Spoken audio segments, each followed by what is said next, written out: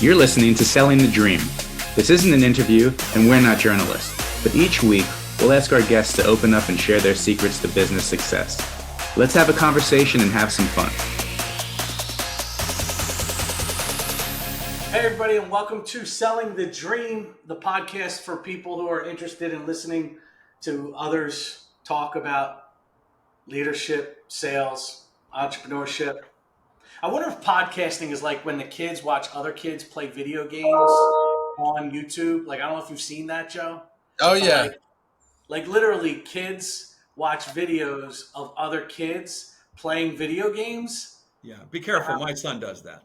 It's crazy, but here we are. We're just talking, and we expect other people to watch us. Yeah, it is. It is ridiculous. Was I supposed to start talking yet, or no? Was we going to Sure. introduce me? I don't know. There's really no rule. There's really only two rules here. I'm like, I got to say something because I got to contribute because I get on my son about this all the time. Like, dude, you're making somebody else make money. Yes. That they're playing the game, they're getting great at it. I said, but now you're watching him play. And they're making money off of you watching them play as they play. It's kids in general, man. Kids these days, they're just lazy. Like when we were kids, it's true. Kids would run away. I agree. Ever seen Runaways? There's no Runaways anymore. They're lazy. No. There used to be no milk carton. You don't see that. Well, what's funny about that is that because when we ran away, we thought there was possibly a better life, and there probably was. But more importantly, there's no better life. We took the initiative to run away. These kids don't run away anymore. That they don't go anywhere. That's a major belt with these kids these days. Have some They balls. will never know the brief freedom of running away till about 11 o'clock at night. We're like, uh-oh, now what am I going to do? Yeah, then fear sets in. That's right. Well, this episode got shot out of a cannon, didn't it? That's right, man. So here we go today. I want to introduce and say hello to my good friend Joe Iredell, coming to us from, as always, from Carlsbad, California. Sure. Joe, how are you? It's good to see you. It's good to be seen, man. Good to be seen. How's the dog and the rabbit getting along? Bro, they're frenemies. Let's just put it that way. They're curious of each other, and then they try to hang and get close, and then one gets a straight jab to the snout, and then we got to start all over again. So wow, it's cool. Well, it turns out the dog is fiercely protective of my wife and daughters. So that's good. That's good until they weaponize the dog against my sons. So that's been happening. Not so good. Not so good. There's been some fake distress that has sent the dog like a missile into my son's chest. Oh wow! Wow. So it's Oh cool. Man, you gotta love it, dude. You gotta love it. Just nothing crazy. We have an awesome show today. I've been looking forward to this for a while now. Again, selfish KJ, that's me. I'm selfish, and I bring people onto the show that I want to ask questions of, and out of my own pure curiosity. But today is a super cool episode because today we have, if you heard that third voice on the show so far, it's Brad Weisman. Brad is the associate broker and co-owner of Keller Williams Platinum Realty in Wyomissing, which, by the way, very well may be near our buddy Scott Bailey, who owns Bailey Septic Services. Oh my God, Scott! Wait, Scott! You know Scott? Scott, I love Scott. He just bailed me out of a shitty situation recently. So you obviously know it's who I'm talking about when I say that. Yeah, no, absolutely. but seriously, he's a great guy. He literally did just bail me out of something recently. He's my go-to. I always say he knows his shit, which he does. He's just incredible. There's nobody knows more about septic systems in this area than he does. And that was not a planned plug either for anyone listening. Scott's our boy from the Yellow Book days. Yeah. And took over the family business up in your neck of the woods. Yeah. I used to ride motorcycles with Scott, and we had some interesting times at Bike Week down in Myrtle Beach. Yeah. So was he always into sewage, or was it just something that happened later on in life? Family business. He started the Yellow Pages, and his family owned the septic service, and then he took over, and his brother was in it too. His brother was in the septic business. Yes. Yes. Yes. Yeah, that's right. Actually talked to Scott not that long ago. Yeah, I just literally was on the phone with him. I think like a week and a half ago, I had a situation with a septic system that was not that it was failing, but there was an issue with it, and I needed other opinions because sometimes when the inspector goes out there and they're looking at the septic, you want to make sure that they're not just trying to sell you stuff. Yeah. And because and that can be the situation. So when you bring in a third party like Scott, who has no attachment, no gain, no nothing from it, he just tells you this is what it is and this is right. It turned out the guy that did the original inspection was a buddy of his also, so he probably was getting paid off on the side somewhere. Well, if you catch up with him and he gives you any stories about us at Yellow Book, they are all lies. Every single one of them lie. Never convicted. Never yet. All lies. But more to the point, and you brought up septic, and I'm glad you brought that up. You've been in the real estate business now since 1992, if I'm not mistaken. So you've been at this game, which is odd. You don't look old enough, and I said this when we met. You don't look old enough to be in this business since 1992. So congratulations. We have a special young camera that we use for me. But you might want to look into it, because you might be able to need it soon. It's a filter. I'm not sure. Yeah, it's built-in young camera is what it is. Yeah, it works really well. But no, seen a lot of stuff. 33 years in the business since 1992, and absolutely still love it. So I guess give me just a little background on your progression from what got you interested in real estate sales, and then more importantly, I would like to talk a little bit about your progression into sales leadership and your thoughts on that.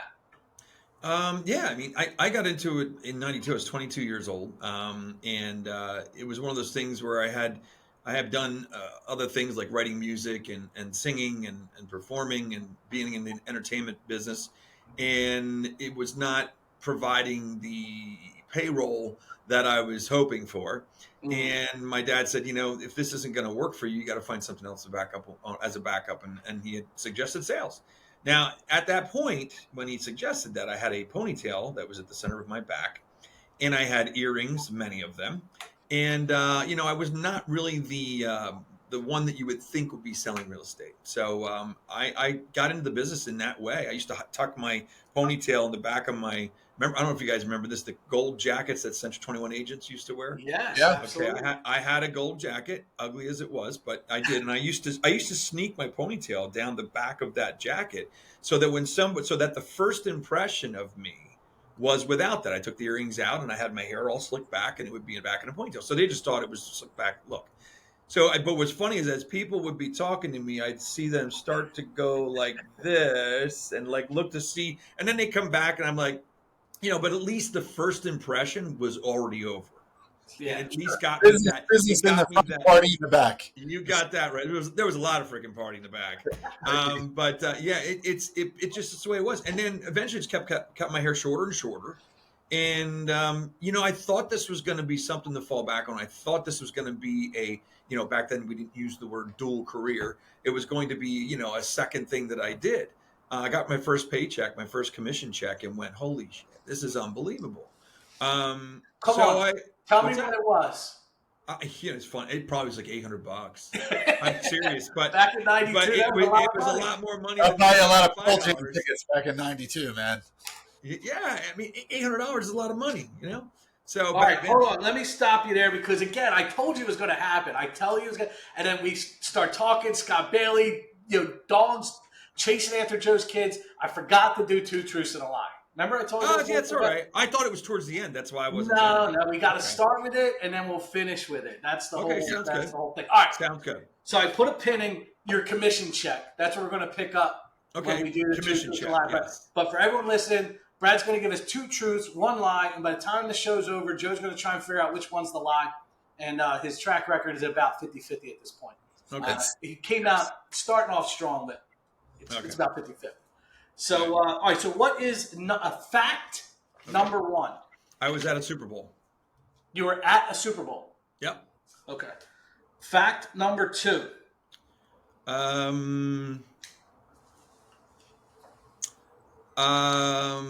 met Carly Simon. Fact number 3. I was born with 1 testicle. We have a guy on the show that has 3 nipples. So That's. All right, born with one testy. Got it. Wow. Okay. All right, Joe. Good luck with that one, my man. One less than Jamie Lee Curtis was born with. So That's funny. All right. Back to all right. So you're in this business. You get this Yes. whopping $700, $800 commission check. You're like, wow, this Yes. is.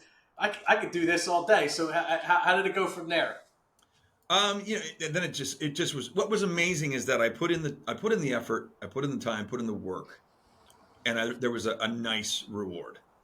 And I had done that for probably 6 years in music, and the reward was internal, which was great. But internal rewards don't always pay the bills. So this was a big thing for me, and I also got a high off of it. And it was the only thing in life besides music that really gave me that, like, wow, I'm liking this. This is something good. And I kept doing it, and more music. Not that music ever will fade out of my life. It's part of me, always has been. Unlike that other testicle, but that is it's the way it is. It's part of my soul, so it's always going to be there. But this has now become something I love to do, and then with passion and love and wanting to serve, it just kept going, and never thought I'd be where I am today, doing this. I was supposed to be a rock star. That didn't happen so much, but it's okay. Yeah. They say selling is a drug.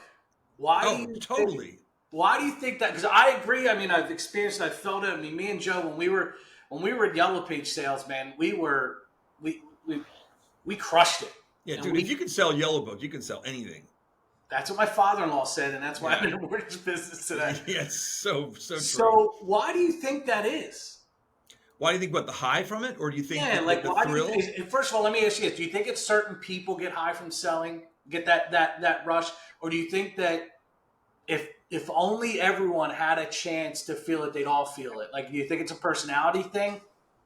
Oh, I think it's definitely a personality thing, but I also think it is, let's just say it's 50-50. And you got to remember, I didn't know what I was going to feel when I did my first sale. I didn't know there was another passion other than music, because I did music from the time I was 7 years old. So, you don't know what you don't know. It's such an easy statement, such a weird statement, but it's a true statement. Mm-hmm. If I didn't experience chocolate cake, I would never like chocolate cake. So I think if a lot of people, if people would be open to the opportunity and the possibility, or open to the possibility of an opportunity, let's put it that way, I think people would become more wholesome, experience more things, and maybe really find something that they do at a much higher level than what they're doing right now. Do you think it's the fear of the unknown? Like, Oh, like yes, almost like it's absolutely. like people are their familiarity equals their safety. So like Absolutely. even though this thing could be out there for them, and let the salespeople especially Yeah. production, they don't, like a real estate agent doesn't go from 4 to 8, not because they don't have the aptitude or the ability. It's a lot of times I wonder if is it because they're just afraid of what it might take to get to 8, and they assume all Absolutely. these things. Absolutely. I think it's more like writer's block, like where you have there's enough sales tools, there's enough sales strategies out there, there's enough like execution that you could learn or someone can tell you, but like when it comes down to like, all right, now I'm gonna put the pen to paper and start writing, or like put the plan in action, I think then people like it's really difficult to take that next step to do it. And even with like cold calling, like the first call is the hardest call to make, so Oh, like absolutely. I think that's where, and then people get distracted and they're like, oh, it's not for me, or whatever. So to the point of like, yeah, it's like the unknown is because you just don't want to like take that first step. But I think sales is addictive because it's a it I equate it a lot to like sports, and like it's the one career path that you can take, or one of the career paths you can take, where like you can actually train, and you can have a strategy, and you can execute, and you get like an instant result of whether it worked or it didn't work, and then you can refine and get better. So you're getting either like instantaneous wins or instantaneous losses, and like you get high on the wins and you change the process. So that for me, I think that's what Yeah. hooks people, is like, how do I keep getting more and more and getting that first high that I got? So Yeah, I agree. And I think once you do feel it, if you have it in you and that's something that you can feel, then it becomes very addictive. And it's funny, I'm actually thinking of it now. I got to write this down for myself then later. But I'll send you the show notes. you talk about, yeah, that's right. I'm going to have this anyway. But we talk about fear of the unknown. How about this? How about if we switch it to opportunity of the unknown? If we look at it, if we take the word fear out of it and we call it opportunity or possibility of the unknown, it changes the whole way that we look at anything that is different or anything that's new. The other thing that's interesting too, everything, and I'm sure you guys are listening to the same stuff I'm listening to, but everything you listen to now is that if you think that you're going to know it all before you jump, you're crazy. The knowing and the knowledge and the success is in the action. It's not before the action, it's in the action. And I think a lot of us, because of that fear of the unknown, never make it to the action. Does that make sense? Absolutely. Dude, this goes back to the age we've had such a long running argument about entrepreneurship and how if you can Yeah. learn it or you can't learn it. And Yeah. and we had a guest on that was like the dean of the entrepreneur school, and I said, how do you know who's an entrepreneur? Is it because they fail every class and then they pass one?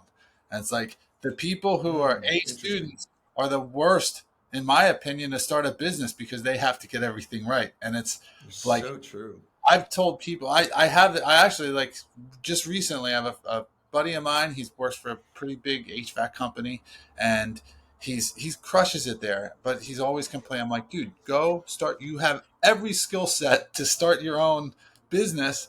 Just do it. And like, it's mind boggling because it's like, well, I got to do this. I got to, like, no, you don't. Like, just start.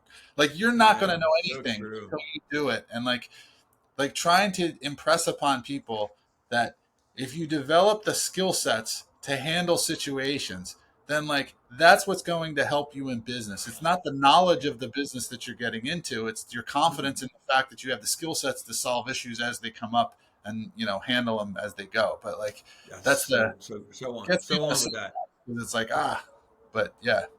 Yeah, and I agree with that 100%. I was thinking about this morning I'm working on a book right now. It's about relationships and trust and stuff like that. That's hopefully could be out in about a year. I'm just starting into the whole process and ghostwriters and all that stuff. So, one of the things that I was thinking about this morning was like, look at my dad. Okay. My dad did the same thing in HVAC business, actually. And 25 years ago, he was sick of he was in HVAC since the time he was 18 years old. So 25 years ago, he's 77. So let's just say in his 50s, he's just getting fed up with it. I had told him so many times, like, start your own business. Dad, you have every skill set. You're running and making profits for a business as the general manager. The only difference is that you're not signing the checks on the front. You know what I mean? You're not. Yeah, you're not signing the checks on the front. You're signing them on the back. And I said, what I did? I bought my dad a book, Rich Dad, Poor Dad, and by Robert Kiyosaki. And this is 30 years ago. It made a huge impression on me. And I had been self-employed and I had been working on my own since I'm 22. So here I am as the son saying, Dad, you got to do this. You got to do this. They're now the number one HVAC company in our county and surrounding counties. They're called Comfort Pro. Little plug for them. But they do an amazing job, and it was because of he finally jumped off that cliff and found his way on the way down, and it's just amazing. And it's the same kind of thing. People have all these skills, they have all the knowledge, everything. They just don't act. Yeah. The action is where it's all at. And you were just saying about, I never heard anybody say it before, that the A student is not the one that you want to look for to run the company. And you're right, because they wait to get everything right. And this is nothing against A students. My kids watch this and go, hey, what about the A? What about the C's I'm getting that you're all upset about? You know what I mean? It's not that. It's just that there tends to be, it's not 100%. There tends to be, I was not a good student. I definitely wasn't. But I also, it's a survival thing. If you don't have it here, you got to find it somewhere else. Exactly. Right? Yeah. Yeah, I don't That's know. what they said. Okay, I that's saw good. some statistic or something about like, I don't know. I don't like statistics, but a large majority or a large amount of CEOs are like dyslexic or have like learning Oh, disabilities and things like yeah, that. And it's like, absolutely, to that absolutely. point There is, exactly. and that's the Like truth. if you can't do it, if you have to figure it out a different way, that in itself is a skill set that is applicable to everything you do. And like, to continue the A student, and now like the saying is the A students end up working for the C students. And Oh, that's it's so true. typically how it, so yeah. so true. Some people are gonna get pissed at what we're saying here. Just saying. Hey, it's not the first time we upset anybody You on know here. what? That's right. You know what though? They're gonna stay pissed because they're not gonna do anything about it. They're gonna Oh, and bitch they and won't watch us. They won't watch us anyway. You know what I mean? It doesn't matter. they're gonna go back to their comfort, They're pissed off comfortable little self. Yeah, that's okay. situation. So you go from you go from being in sales and very successful too, by the way. Thank you. I think I looked something up here. I got it in my notes: 1,500 real estate transactions, and It's over that that was now. Yeah. couple. Yeah. That was a while ago when you Yeah. actually were able to say that. So most salespeople struggle in leadership, Mm-hmm. right? It's not a natural progression to go from sales to leadership. But what made what about what you learned made you like, you know what, I can do sales and I can do in leadership, and you're still selling, right? Mm-hmm. Oh yeah, absolutely. I had a good year so far. Tell me about your transition into leadership. Um, you know, I don't know if there was really a transition. I think you get to a point where um, you kind of get put in that position in a way. I don't know if there's a transition. I think it's like anything. If you act like a leader, for some reason, they'll call you that. Or if you believe in that, or if you embody leadership, that's what you're going to be. And I think also we surround ourselves with leaders. I mean, the people in our company, we call everybody that is under our umbrella a leader. They're all part of leadership. We don't believe in anybody really lower than us, or there's no totem pole. There's no point system. It doesn't matter who the owners are. I mean, yes, final say, it's our investment. But at the end of the day, if I can get somebody that's a much better leader than me in another area, man, go for it. I mean, I love seeing that. Then I don't have to think about it. I don't have to do it. When we first started the company, we were in charge of who was cleaning the bathroom. We were in charge of who was mowing the grass. We were in charge of all these different things. Now we have wonderful leaders in place that, kind of, and you think back, we're now 8 years, by the way, November 3rd, whatever it was 8 years. Congrats. So it's 8 years that we've been around, and it's so interesting to see the leaders that we have now. We keep saying recently, the leaders we have right now are the best we've had since we started. And I think what that is we've gotten better at allowing that. You know what I'm saying? Like, we've gotten better at being open to leadership, whereas in the beginning we were controlling because that was all we knew, because that's what we did our whole lives. We had to control our business. We didn't have these people to help us out. So it's interesting to see. I think it's that whole when the student is ready, the teacher will appear. I think that's how it is with leadership. When the student is ready, which would be us, it appears. People appear around you, and you're a magnet because people are they're into the fact that you're including them into your dream, but you still appreciate their dream. So there's a circle here, which is our dream, but their circle overlaps and comes into our circle, which is their dream. And we care about that. We care about their dream, care about their family, care about where they want to be in life. So that's kind of how that was a long-winded explanation of how we transitioned into leadership. It was awesome, and I love the Venn diagram analogy. Yeah. Where dreams overlap, and I do think that's where most leadership fails in organizations, especially in sales organizations, because not everybody's motivated by the same thing. So Right. if you are managing or leading a group of salespeople, you have to know what is it they're in for, what's their why, because the scoreboard might get me and Joe fired up. Right? Like, that might just be like, we got enough money, now what? Let's just try and play a scoreboard game. It's not the case with everybody. Yeah. Right? And a good leader is going to tap into, okay, what it is. First of all, care.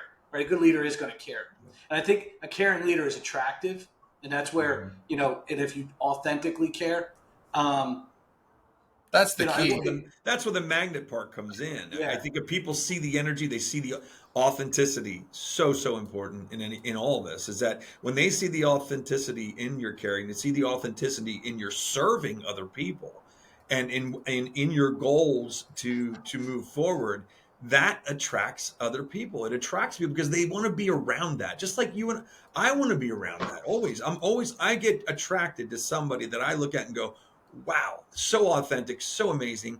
I've had some guests on the show that I've become friends with that like Sylvia DeGiusto. If you ever get a chance to look her up, I mention her all the time on my show. She's amazing. She was sat here in the studio. She's from Florida. And she's incredible. The energy she brought when she walked in our office doors to be on the show, there's an energy, there's a power, there's not a bad thing. There's just an energy that she brought in. She comes in the door, man. She just, not that she owns it, but she embodies the room. It's just amazing. And sits down, comes on the show, and we just had this like 45-minute conversation that was just unbelievable. And it could have just kept going. So that's the thing I think that people are looking for. And now I'm just like, I'm a good friend with her. And she's not here in the studio, but I keep pointing like she is.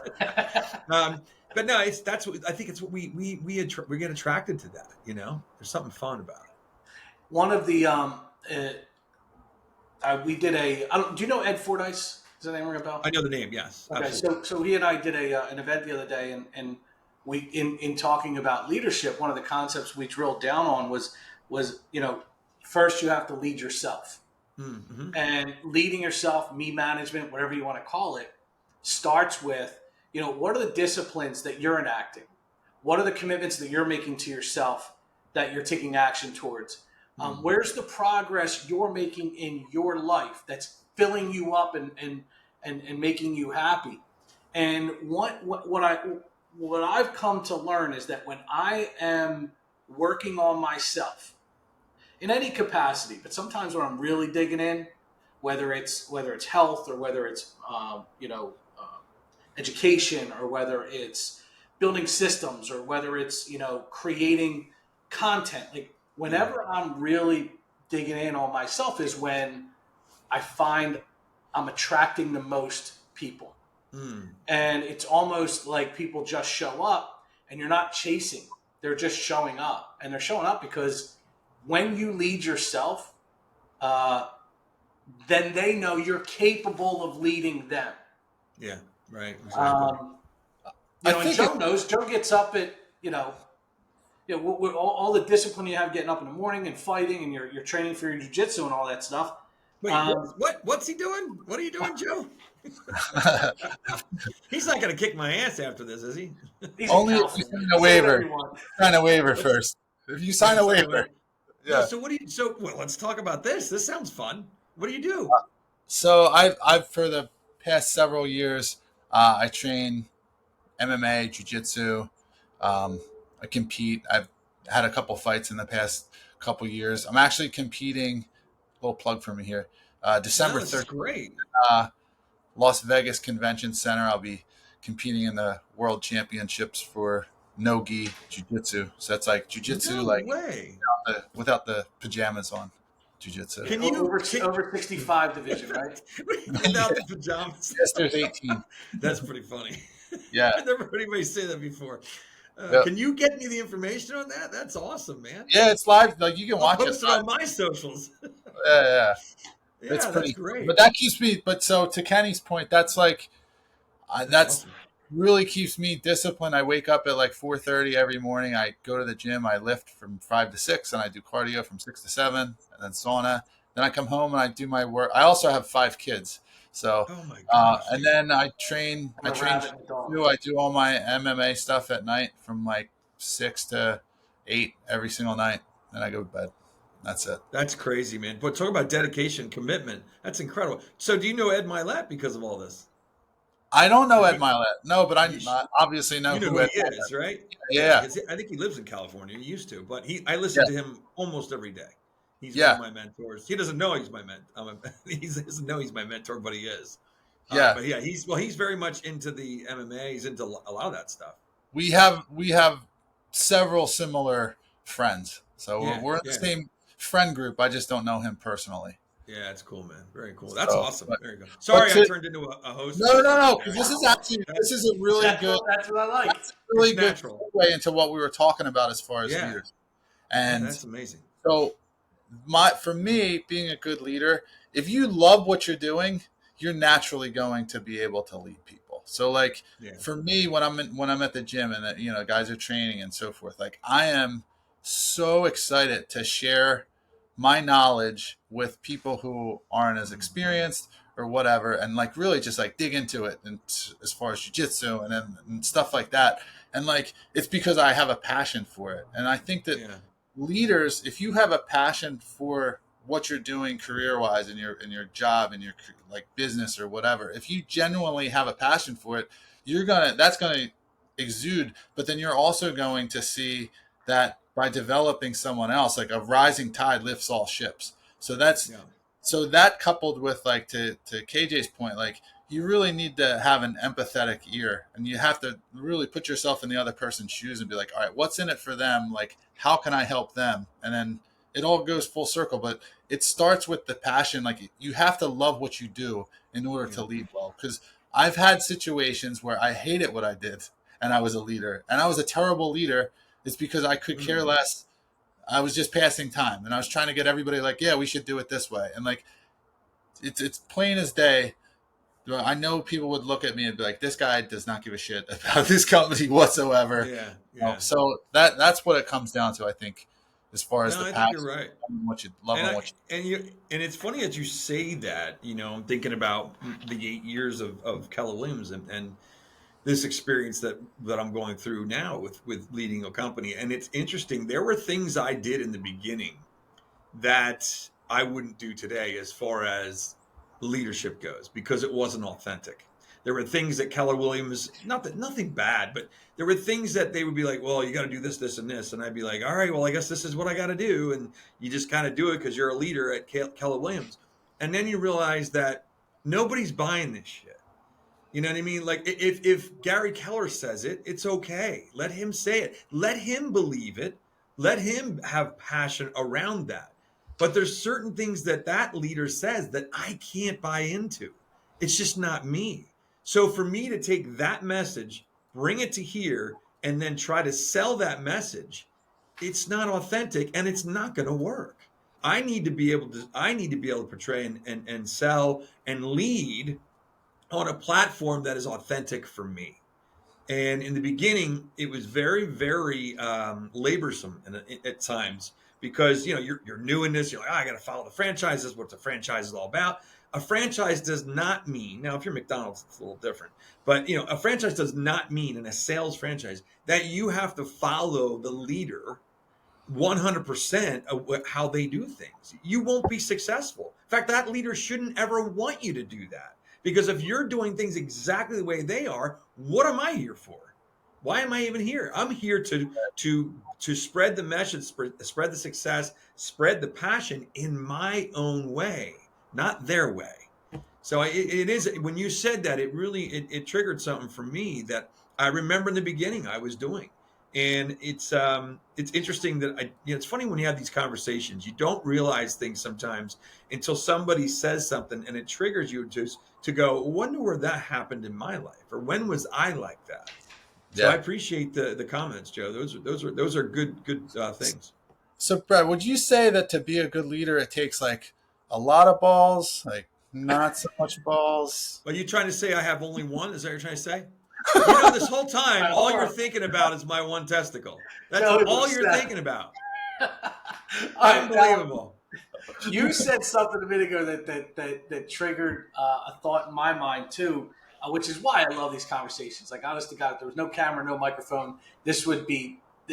I would still have these conversations as Yeah, often as sure. anybody would let me. You said authenticity, and that a good leader shouldn't be teaching people how to do it exactly the same way they do it because they do it that way because that's how they do it. And a friend of mine, Sean Dominski, said to me the other day, and this is for the salespeople out there. This was Yeah. great advice. He said everybody's trying to find a niche, And he said, what we're finding in this day and age of where we are in real estate and in mortgage is that you are the niche. So true. You're the niche, and nobody can recreate you. And if you put yourself out there, not just as, hi, I want to give you a rate update today. My name is Ken Jordan. I'm a mortgage loan officer, and today's rates are 6.8%. Like, nobody cares about that. But what they do care about is everything else that makes me who I am as a mortgage person and a father, as a mortgage person and a coach, as a mortgage person and a friend to, Joe.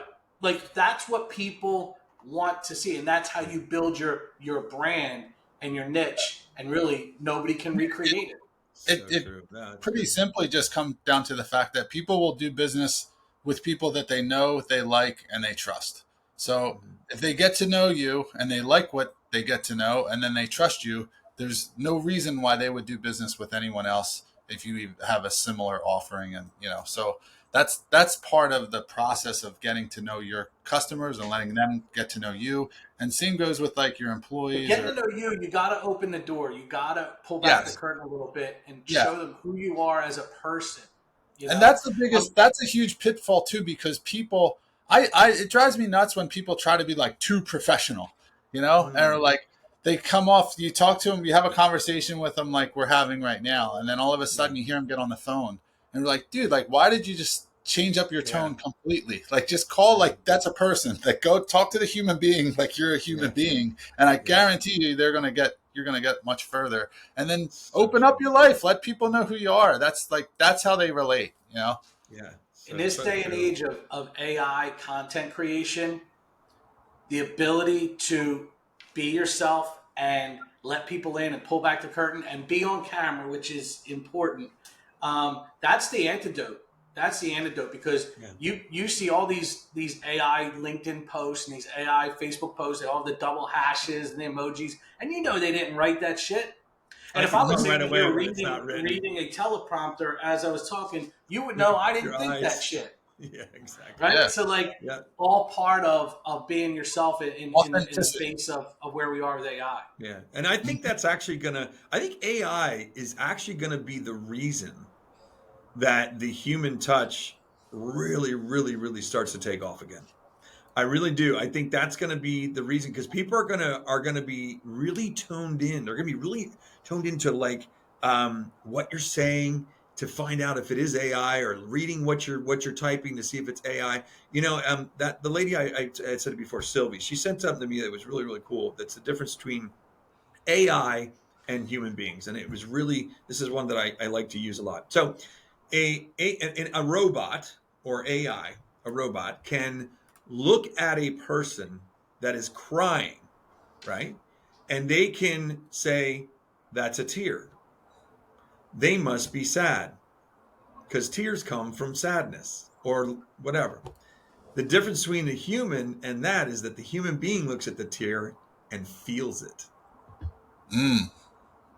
Feels the tear. They feel the sadness. They actually might start crying with that person, because we tend to feel, I just got chills again. Every time I say it, it's an amazing thing about emotion, about who we are compared to AI, is that yes, a robot can identify the tear, but they cannot feel it. They Could can't be tears of feel joy. what it's like to cry. What's that? Could be tears of joy. Might not be Could be sad. tears of joy. It just depends. But the human being, that the person on the other side of that is going to see that. They're going to feel that if it's a sad situation, they're going to feel that tear and they're going to go, oh my God. And now they feel sad. Kind of how when somebody yawns, we yawn. We humans feel it, no matter whether we like it or not. When another person does something, we take it on.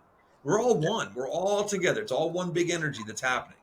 And I just thought that was really cool. And going back, I really think that AI is going to boost how much we are going to love human interaction. I think it got away from us for a while, and I think it's coming back. There was a time where IQ was highly valued and still is. And then TQ, the technical quotient, through the computer revolution, TQ became like the most important thing. You could be an asshole like Steve Jobs and still be incredibly successful because of his technical ability, his technical quotient. But here we are in 2025 going into the AI revolution, and it's going to be EQ that the people with high EQ are going to be the ones that are game changers in society and in business. It goes back to what you're saying about niche and like differentiating yourself. So like when we were at Yellow Book, right, everyone was going door to door, and we would call first. We did like telemark. We would call the business and be like, hey, like, and we crushed it. Fast forward a couple of years, everyone started calling. No one went door to door. If you go door to door, and the businesses are like, oh, wow, you're like the first person we've seen in a month, as opposed to, and then they get 8 million robocalls. And then same with emails, like email blasts would go out. The first couple email blasts were working, and then they weren't working, and then it was text. So it's always like if you revert back to the opposite, and I think to your point, what AI is going to do is like people are going to love authenticity and mistakes, human nature, human mistakes, and say, okay, this is a real person. I can feel their emotion. I make mistakes too. Dude, if misspelling my words is a superpower, I'm way ahead of my time, man. My wife has a good year. every single one of my Facebook posts. My wife could tell me about then and then. Then and then, I'm just terrible with. That's nothing. And my wife's a teacher, so she'll be like, "It's then is for this, and then is when you use this." And I'm like, you know what? It doesn't. Does it really matter? Does it really matter? I get hung up on the there, and there. I'm kind of a grammar. there. See, no, I got that. I'll tell you. Picture the I in THEIR. The I, turn the I into a stick figure, and that means it's the person there, not the place there. I also recently learned that there's a subtle yet important difference between peeing in the pool and peeing into the pool. So, what is the difference? I'm trying to see here. What's the difference? Angry neighbor. One, everybody sees the parts. Now, what if you have one testicle? What happens then? See, you don't even know. Feel bad for you. We feel bad for you. Well, you don't float as well. That's the problem. I want to get to the podcast because that was a big, and we got kind of like into some really good stuff here. So, but a big part of our show today is I wanted to ask you about your podcast. I mean, obviously, it's someone who, Joe and I, we have fun with this podcast, but you're really, really doing a fantastic job, and I feel like you've got some momentum and some real gravity. You're getting some guests from all over the country. I've been to your studio. It looks awesome. That's right. You were here. That's right. Yeah, I was there. The Get Shit Done coffee guy. You told me that story. Yes. Yeah, the Get Shit Done guy. Frank Sell. Love him. He's a good guy. What made you get into podcasting? Same as us? Yeah, did you guys get in because of COVID, or no? I got it. I did podcasting years ago. I started doing podcasting back in 2010, maybe 11. Really? And it was when podcasting, I wasn't the one doing it or in charge of it. I just became like a consistent guest. And so I loved it. I didn't understand who was listening to it in the beginning. I was like, well, where's this going? Like, how is this even, because I wasn't really in that thing yet. And then later on, I got on a podcast as a consistent person, as one of the hosts, and we were just doing like current event stuff, and we would do it from a hotel actually, but it was video, audio, the whole thing. And then I wasn't happy with the quality of all the audio and video of that, and it was also because there was a limited budget. Not that I have an unlimited budget, but so then I always wanted to do my own podcast, nobody else, just me, So during COVID. I said to my wife, I said, I'm going nuts. This is like, we're like 1 week after we're closed and I'm going nuts. I'm like, I have nothing to do. What am I going to do? She's like, well, just relax, read a book, all this different stuff. I'm like, I can't, I got to do something. So I said, I'm going to start my own podcast. She goes, well, what's that going to cost? I'm like, let me look it up.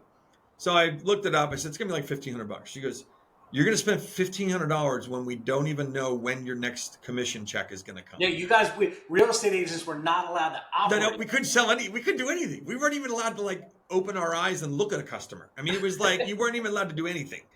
So, she goes, I don't really think it's a good idea. I said, you know what? You're right. It's probably not a good idea to spend the money. Well, 10 days later, the podcast equipment showed up. So I just kind of went and did it off on a whim.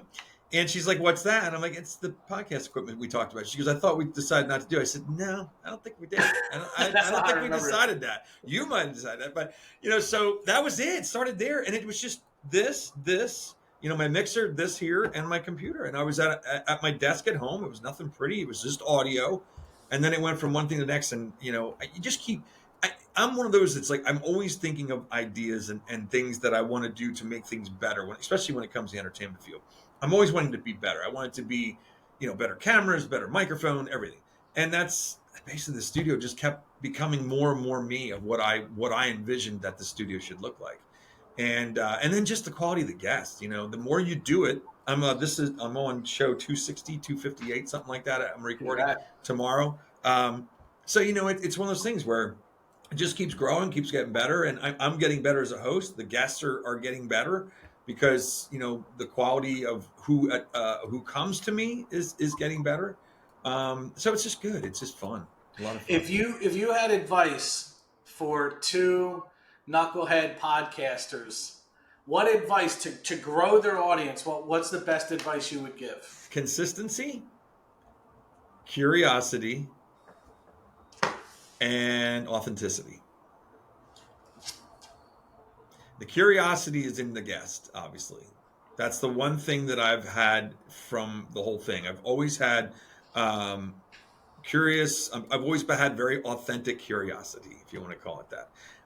When I'm asking a question, it's a conversation, and I'm discovered as part of what's in my book. Is I call it when you meet somebody, you say hi, whatever, hello. Could be like in the airport, whatever. That's a meet. I like to discover people. So this is one of the things in building relationships that's going to be in my book is that when they're over here in this seat, I'm discovering them. I'm going through a discovery process. That's not for me. It's for the audience. It's for me too. But it's just I just want to know who they are, why they're like this, and then they'll mention something else, and then that's curious to me. I've always been a very curious kid. When I was younger, I wanted to know everything about everything. And my son's kind of the same way in that. And some people be like, "Well, what does it even matter?" I'm like, "Because I'm curious. I mean, I want to. If you're a brain surgeon, I want to know what does it look like when you cut the thing open? How much blood comes out? What's the skull like? Do you use actually Stanley tools? Do you use this? That's how I am about anything or anybody that comes in here. I'm curious, and I think a lot of people in the audience are curious too. They just don't they don't ask the questions. Don't be afraid to ask questions. You guys are doing a great job, by the way. I mean, you're asking great questions. But we're not there. You have bullet points, which is what I do. Mm-hmm. I always have bullet points. So the bullet points are always right here at my computer, and those are there in case I have a brain fade. Okay, that's really all it's there for. I really hardly ever finish the bullets. I might start with one of them.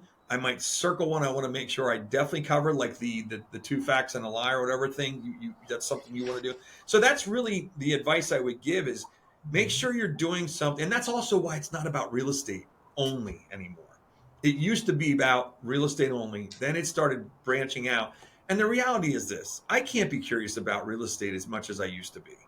I just can't. I've done it for 33 years. Am I still curious about the market at any given moment? Absolutely. And we'll talk about that once a month on the show I do with Pete.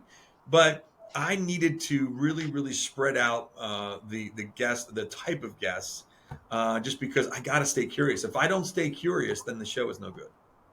I love that. What I've listened to you and some of the podcasts I've listened to, the best advice I was given was the listeners. If you're a good host, the listeners will learn more about your guests than what you know about your guests. Like, one of the things I struggle with is the platform in and of itself is not here for me. It's not here for me to show everybody how much I know about a particular topic. And sometimes in an attempt to find common ground, one of my weaknesses sometimes is in an attempt to find common ground, like you'll say, "Oh yeah," and I agree or I disagree or I did this too, and like and it's not about me, it's not about Joe, it's about the person here. Except for we're pretty funny and we always got to work those angles. Which is cool.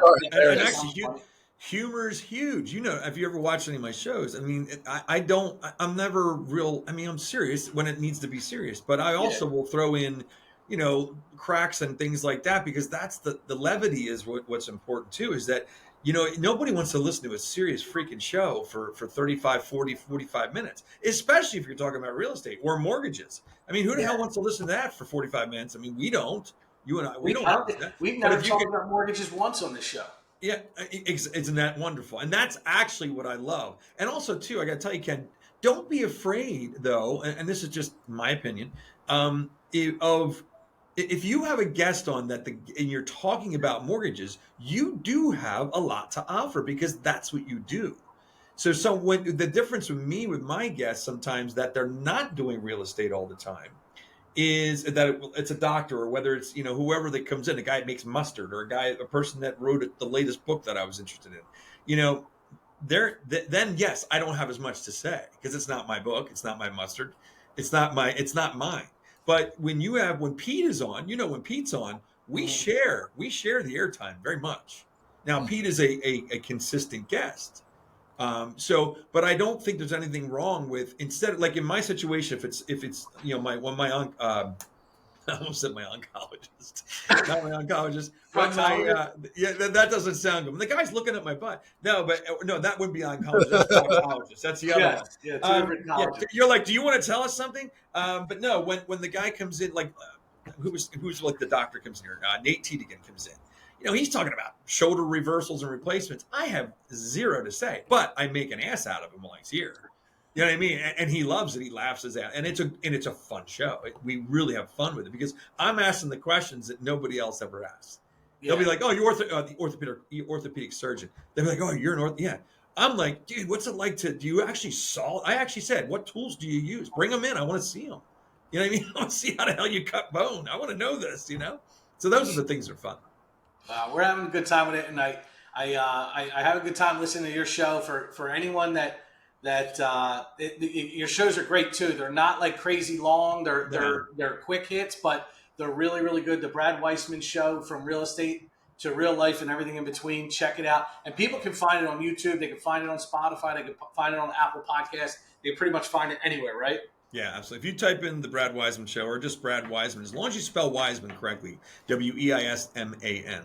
If you spell that correctly. Turn the I into a person. Oh, for Christ's sakes. I still don't understand what that means, bro. What does that mean? Well, if you're saying it belongs to them and it's theirs, that's a person.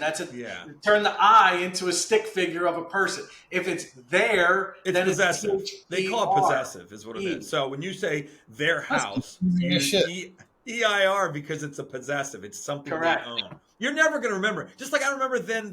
No, I never remember. So do you know the answer to I still struggle with that one too. Oh, forget it, dude. I have to Google it every friggin' time. I'm like, okay. And somebody will say, well, the principal is your pal. I'm like, the principal is never my pal. He was never my pal. Yeah. Let's just get that out of here right away. But so he has to answer the question, doesn't he? What's that? The lie, the fat back lie. Get right to that. Part of the show. All right. So holy crap. All right, 2 truths and a lie. I have them right here. Was at the Super Bowl. Met Carly Simon. I like that one. And born with one testicle. Joe, I'm not dropping any hints. All right, hold on a second. Hold on. This is that. Hold on. Before I guess, we're not going to require you to prove any of these statements. All okay? Right. I'm ready to if I need to. Carly Simon's under the desk right now. Yeah. Okay, we're on the honest. Trash bag. It's like a trash bag with a baseball in it. That's all I can say. What do you think's the lie? I'm trying to give you a visual. Okay. So, given your high stature in real estate, I know that for like prizes and contests, Super Bowl tickets and are usually pretty common. So I believe you've been to a Super Bowl. Given that our own Philadelphia Eagles are current world champions and they've been to the Super Bowl multiple times, I think that it's that one most likely true. Carly Simon you sold that one pretty hard. You sold that one like you were searching for it. I think that was an oversell. So thankfully, I do believe that you have two perfectly fine working testicles, and you were not born with one testicle. So I believe that is the lie. You're saying that You're you see spot the on, guy dude. came into this show and he's like, I'm gonna lie about having a testicle. It was either that or a glass eye. I was thinking of either one this morning because I have a lazy eye that sometimes looks like it's a glass eye. Yeah. So I was thinking this morning, I'm brushing my teeth. I'm like, either one testicle or a glass eye. I'm like, Wait, back up. You're saying that was the lie? The lie was a one test. I don't have one testicle. I have two. Why, isn't that what you said? I thought it was true. I was like, I actually felt bad making fun of you for it. No, that was the lie. I have two testicles. Here, I'll show you. Should we make the sound? If I could get Dan Cooley to put a little blur there just for the fun of it, that would be fun. Oh my God. No, that was good, dude. You know what's funny? I was at a Super Bowl, but not the Eagles. It was in 1998. I went there because one of my good friends works for NFL Films, and I went to, I think it was 98 or 97. It was the Packers and the Patriots in New Orleans. Oh, wow. Yeah, that was why I went, and I actually got to see James Brown when I was there. I had all access passes, so I could go anywhere in the stadium except for the field. That's the only place. Was that Brett Favre's only Super Bowl win? What's that? No. Was it, you said Packers, Patriots? That was, I think, the Packers. Did the Packers win? I can't remember anymore. I think the Patriots won. Patriots won. Brett Favre was I in the early 2000s is when he won the Super Bowl. Yeah, I remember a bunch of pissed off cheeseheads. So it's probably. Yeah. Yeah, well, good for them. We just beat them. Yeah, we did. Yes, we did. And Carly Simon, how did that happen? I did meet her. I met her in a studio. I was doing some studio work up in New York City. I was recording in Studio B, and she was in Studio A at the same studio. And she came. I saw this an acoustic guitar that was on the ground outside of Studio A, and it was me and a bunch of buddies and working on music. And I see the tag on it says James Taylor, and I'm like, oh my God, James Taylor's here. James Taylor's here, right? This is unbelievable. It's gonna be great. So next thing you know, I see this lady with this huge mouth, she's got a very large mouth. But she was very attractive and very, very kind. She was smoking a big brown cigarette, and I'll never forget. And she's like, "Hi, how are you guys doing?" She very, very pleasant. I said, "I noticed that your guitar has James Taylor on it." She goes, "Well, that's my ex-husband, and he gave it to me as a gift, and he left his tag on there." And I'm like, "Oh my!" And she was married to James Taylor. Yeah, that's who she was married to, and it was just cool. She was really kind. She actually brought us into her studio where she was at. I'm not kidding you. There was an ashtray where she was singing that was filled with brown cigarettes. Wow. I think she's still alive, too. Yeah. Didn't she? So right after, did you take your Learjet to Nova Scotia after that session? Yes, of course. Yes, I did. Yes.